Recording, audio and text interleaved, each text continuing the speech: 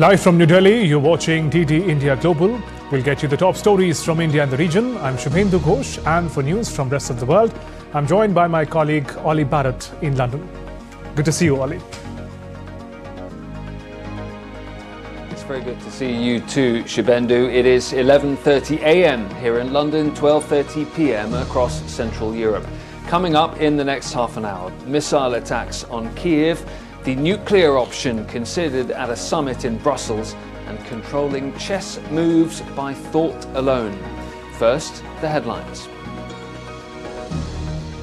US Secretary of State Antony Blinken discusses Gaza truce negotiations with Egyptian President al-Sisi in Cairo. Israeli Prime Minister says Gaza war will continue. Prabowo Subianto declared winner of Indonesia presidential elections, losing candidate. Prasar challenges the results in court. In India, opposition Congress party says its bank accounts have been frozen and it's unable to undertake election campaigning. BJP hits back, says Congress making excuses for imminent defeat.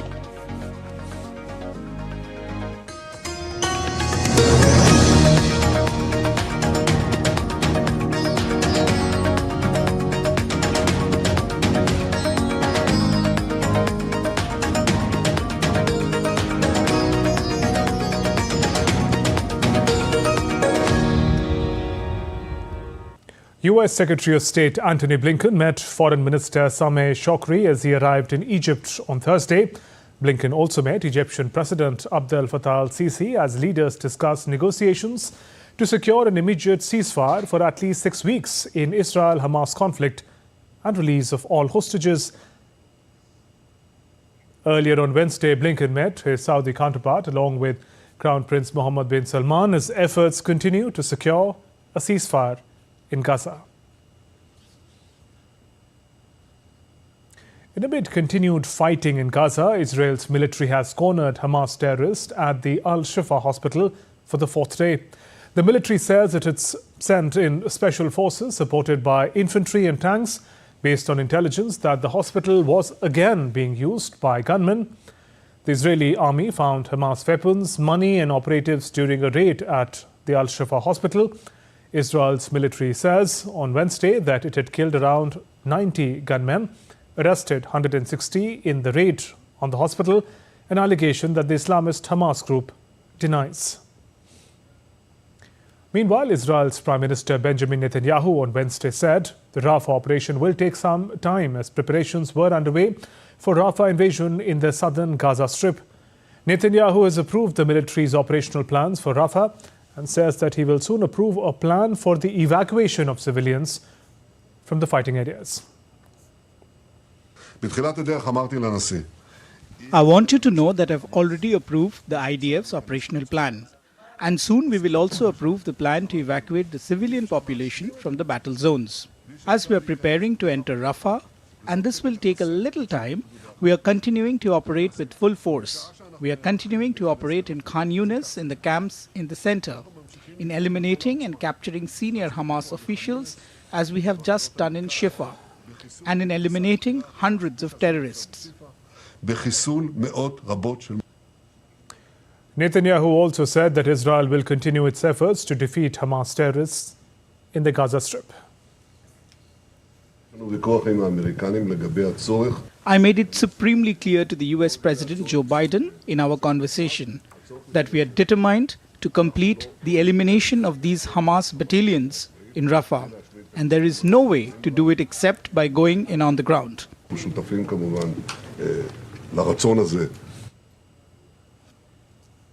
DD India correspondent Sarah Kos joins us live from Tel Aviv. Sarah, what are the expectations from the latest round of truce talks as US and regional powers continue to push for ceasefire? Hello there, Shubhendu. Well, this hostage release and ceasefire deal is really dominating conversation as the Secretary of State Blinken makes his 6th visit to the region since October 7. You mentioned yesterday he was in Saudi Arabia. He said that an agreement is much more possible, saying that gaps are closing but he didn't actually refer to which gaps there he is speaking about. He did, though, have an interview with a Saudi publication where he said that mediators worked with Israel to put a strong proposal on the table. Hamas rejected that and came back with other demands that mediators are working on. But there really is one major hurdle here, one main sticking point that we've been seeing time and time again, and that, of course, is the end to the war. Hamas wants to see a full ceasefire in play. Israel says that simply will not happen, as that would leave Hamas in power. So still a long way to go. And this is what mediators have been saying since the beginning of this round of talks, that it is expected to take some time. And this is because these indirect talks are happening between Israel and Hamas. And we do understand that Hamas has to relay back every bit of information to the leader of that group, Yahya Sinwar, who is in the Gaza Strip, believed to be hiding in these underground tunnels. So this is certainly why this could take some time. Shibendu.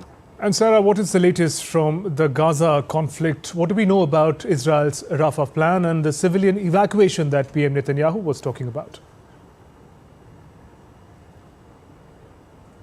Well, this is certainly something that the Secretary of State Blinken will be discussing when he arrives here in Israel tomorrow to meet with senior officials. It's certainly been something that we've been hearing time and time again over the last few weeks, that the US is firmly against. The President, Joe Biden, has been calling this Rafah operation a red line, but the Israeli Prime Minister Netanyahu has been doubling down, saying it's going to happen, that it needs to happen, as this is the only way that Hamas can be defeated. We did hear Netanyahu come out just yesterday to say that he does believe it will take some time. He will soon approve plans on how to get these civilians, these 1.3 or so million internally displaced people who are actually sheltering down in that southernmost city out. Although this remains very unclear right now as to how this would happen logistically. You've got a massive amount of people sheltering down there. None of these people have cars, vehicles. There's barely any petrol in the Gaza Strip. So it remains very unclear as to where these people should go. And this, of course, Shibendu, comes as an Israeli delegation is expected to travel to Washington next week. They've been summoned by the President Biden to discuss alternatives to a Rafah operation, which, as I said, the US is very firmly against. Shibendu. Sarah, thank you for those updates. Meanwhile, Russia-Ukraine conflict continues. Ollie Barrett is in London, gives us more on this and other stories making headlines around the world. Ollie, there is sharp rise in Russian missile attacks on Ukraine. A sharp rise, particularly on Kiev, in Russian missile attacks on Thursday. When it comes to Kiev, at least 17 people were injured there, and the city's damaged infrastructure has been bearing the brunt of that strike as well. Both ballistic and cruise missiles reportedly used in this latest barrage of attacks on Kiev. The city's mayor, Vitaly Klitschko, said that missile debris hit several residential buildings, industrial sites and a kindergarten in the city. Ukraine's Air Defense Commander Mykola Oleshchuk said that the air defenses shot down 31 Russian missiles targeting Kiev. Meanwhile, Russia, in cooperation with Qatar's diplomatic efforts, says that it has coordinated the transfer of 6 Ukrainian children back to their homeland. That's according to the Russian state news agency TASS. The children were reportedly staying with relatives in Russia or in Russian-occupied territory and were sent back to Ukraine via Moscow. Belgium is reportedly welcoming an EU plan to allocate billions of dollars in profits from frozen Russian assets to buying arms for Ukraine. The European Commission is proposing taking profits estimated at 2.7 to 3.3 billion US dollars per year from Russian assets frozen in Europe. I think it's a good proposal. And we already had taken a first step as of 2 years ago, is that the taxation incomes of the proceeds coming from the frozen assets, we never used that for our budget. We isolated it and used it 100% for buying weapons and providing humanitarian assistance to the Ukrainians. We've always been clear, this is taxation on the misery of the Ukrainians that has been inflicted to them by the Russians. The decision or the proposal on the proceeds themselves, I think it's a sensible way of doing it. I think the idea to allocate it predominantly to the purchase of weapons makes total sense. Nuclear power, European countries and energy experts are seeking a nuclear energy revival at a summit in Brussels. It's part of the drive to meet Europe's climate targets. The European Union aims to cut net greenhouse gas emissions by 55% by 2030. However, anti-nuclear power countries, Austria and Germany, want the focus to stay on renewable sources like wind and solar energy. Leaders have been making their arguments on their way into the summit.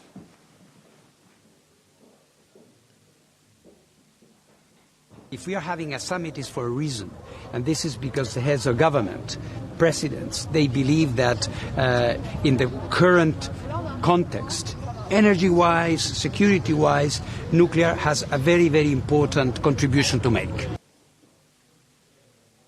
The strategic autonomy of the EU is the top priority in my opinion, and we know that the energy sector is fundamental for our future, for our ability to control our future, and it's why we know that the nuclear is one source that can help us to tackle the climate crisis on the one hand, and it can help us to build our strategic autonomy.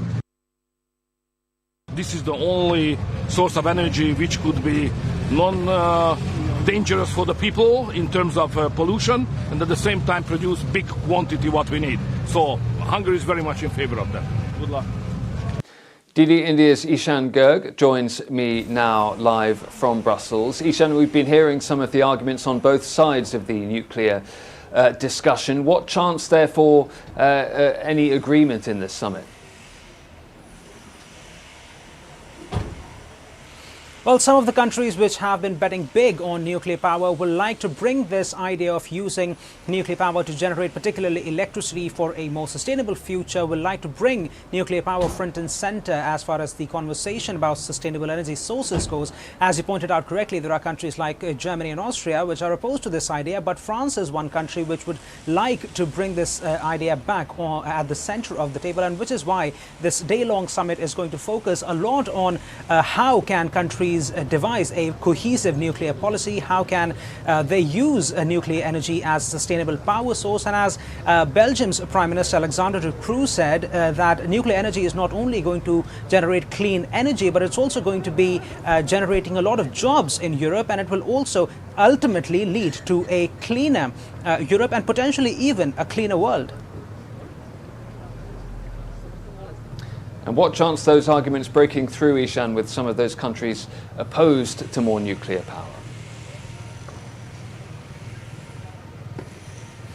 Well, this has been one question that has been front and center, not only here at the Energy Summit, but we also saw how countries have differing opinions on nuclear energy at the COP28 Global Summit. So there is going to be a bit of back and forth between different countries, but that's the point of this summit, as its organizers, Belgium and also the IAEA, have said that it's a forum to bring together different voices and bring together different perspectives on nuclear energy. And the hope would be that by the end of it, through multiple rounds of discussions and panels, they will be able to get to a point where they can have some consensus on how best to use nuclear energy for sustainable development.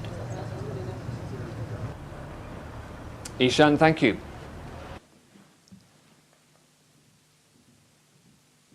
Leo Varadkar unexpectedly stepped down as Ireland's Prime Minister on Wednesday, saying that the country's coalition government would stand a better chance of re-election under another leader.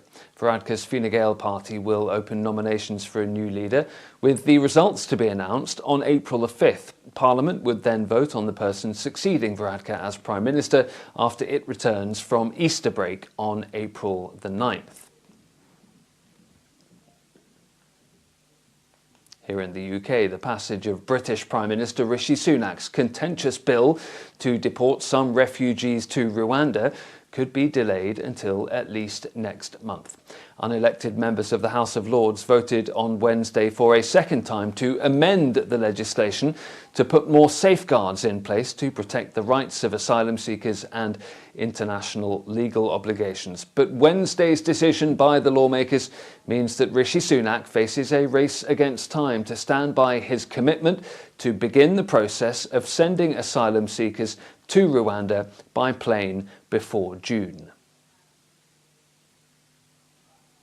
Australia and the United Kingdom have signed a new defence and security cooperation agreement.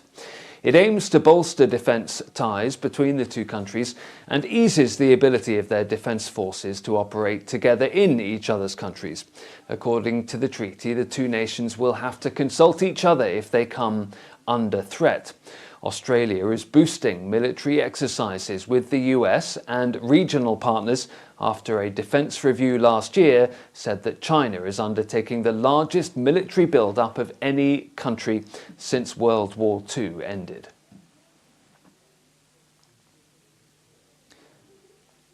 Elon Musk's brain chip startup Neuralink live-streamed on its first patient implanted with a chip using his mind to play online chess. 29-year-old Noland Arbor, who was paralysed below the shoulder after a diving accident, played chess on his laptop, moving the cursor using the Neuralink device. The implant seeks to enable people to control a computer cursor or keyboard using only their thoughts. The surgery was super easy. I literally was released from the hospital a day later. I have no cognitive impairments. I had basically given up on playing that game. Y'all gave me the ability to do that again, and I played it for 8 hours that day. Fascinating stuff. Shubendu, your move. Thanks, Ollie, for joining us with those updates. And still to come on DD India Global. Portugal's president names Luis Montenegro as the new prime minister.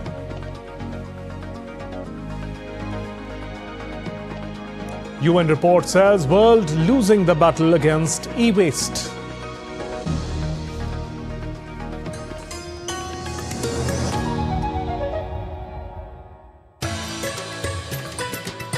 You said that Indian ethos and conceptualization of society, nation, state, governance, all these fundamental concepts of public life, you said that they are distinct and they are quite different and drawn from our traditions. Our rise should be not just a photocopy of a Western or European nation, but India should rise as its own real identity, which we call it Bharat.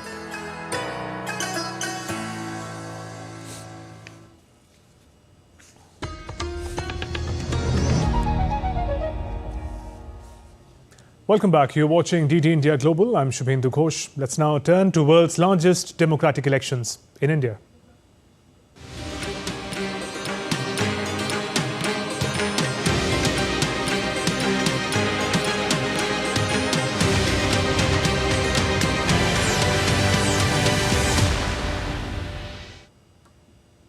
India's Minister of State and BJP leader Jitendra Singh has filed his nomination from Udhampur constituency today.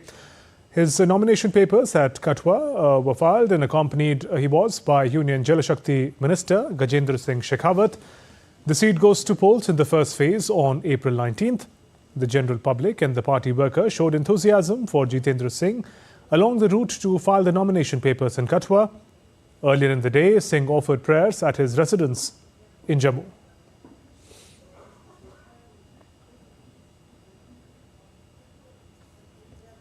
Top leaders of the Congress party, including party president Mallikarjun Kharge and Congress Parliamentary Party chairperson Sonia Gandhi and Rahul Gandhi, held a press conference in New Delhi. Rahul Gandhi said the party is facing financial constraints to run its poll campaign for the elections. We can do no campaign work. We cannot support our workers. We cannot support our candidates. Our leaders cannot fly from one part of the country to the other. Forget fly. They can't take a railway train. Meanwhile, India's ruling party, Bharatiya Janata Party, BJP, on Thursday mocked Congress leader Rahul Gandhi for ignorance on tax matters. In a press conference, party leader Ravi Shankar Prasad said India's democracy is bigger than the Congress party. In utter desperation of imminent defeat, the Congress party at the highest level sought to create an alibi today. Congress party राजनीतिक रूप से सूख कर कांटा हो गई है, फिर भी कांग्रेस पार्टी का अकाउंट अगर फ्रीज हुआ तो देश का अकाउंट फ्रीज हुआ. Mister Rahul Gandhi, what do you mean by this? Don't insult Indian democracy. ये देश आपकी पार्टी से बड़ा है, ये देश का लोकतंत्र आपसे बड़ा है. And conducting polls in India, which has over 968 million voters, is no mean feat. Our next report tells you more about the logistics behind world's largest elections.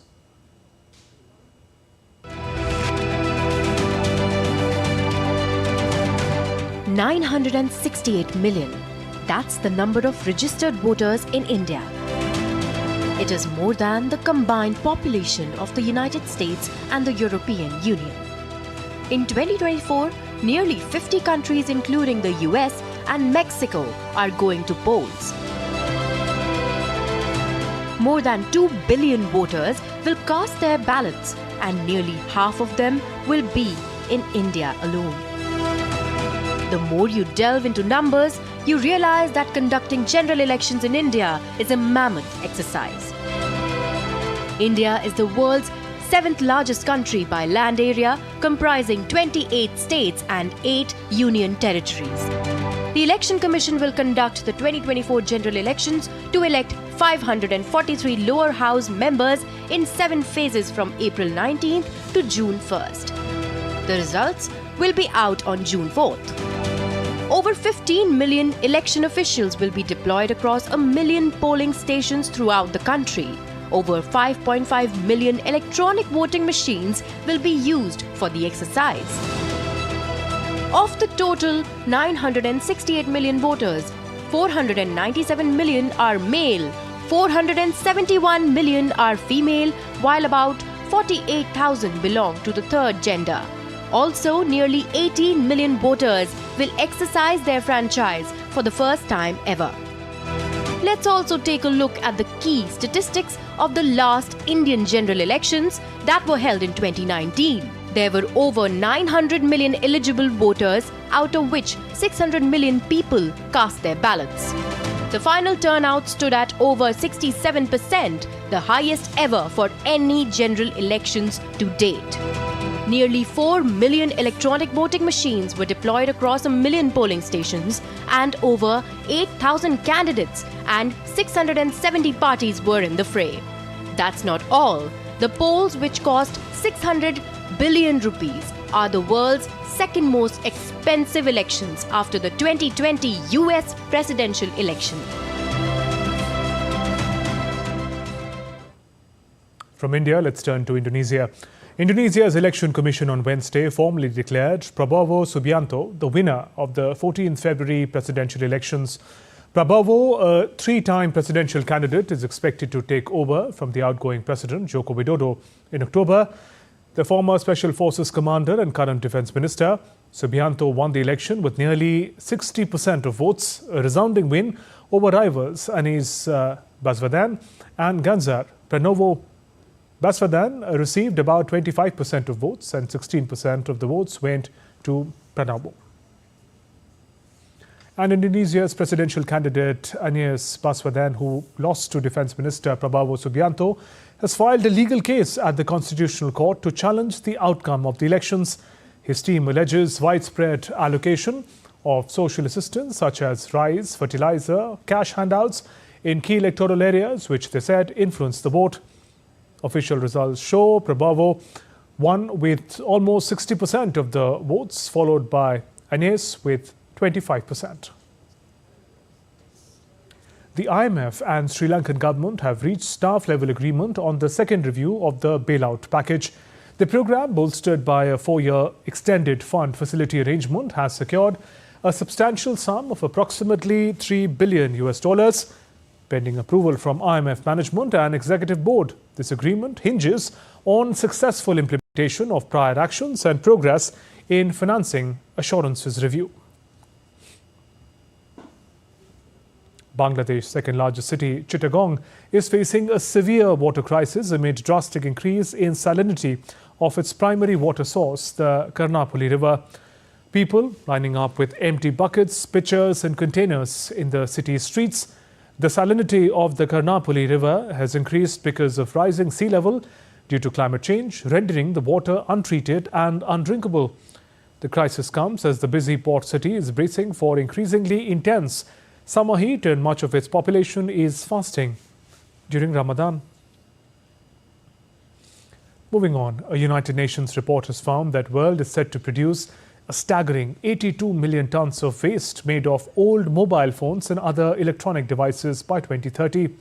UN expert Kees Balt has said that with the current trend, the world is losing the battle against electronic waste. The generation of e-waste is rising by 2.6 million tons annually. In 2022, the world's annual output of e-waste stood at 62 million tons, which marked an 82% increase from 2010.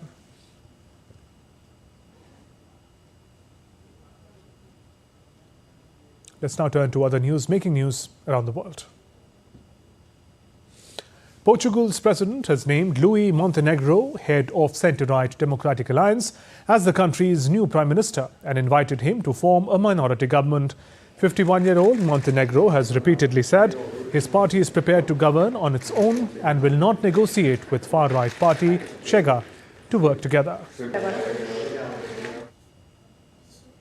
The Spanish Coast Guard rescued 53 migrants off the island of Gran Canaria on Wednesday.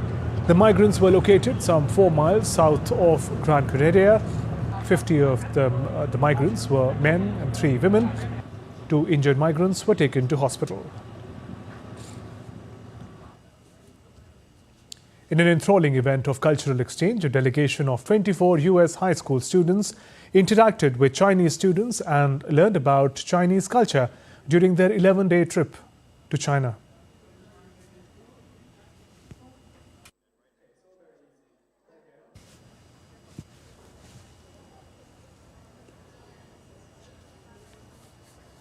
Super fun. Those are visuals of students from the 2 countries learning. I think it's for together. everyone to be. How do you feel about this? This is so fun. And that's all for this edition of DD India Global. Let us know your thoughts on the news of the day. You can connect with us on Facebook, X and Instagram. We'll be back with more news as it breaks here on DD India. I'm Shubhendu Ghosh from all of us here in Delhi. Thanks for watching DD India Global. Namaskar.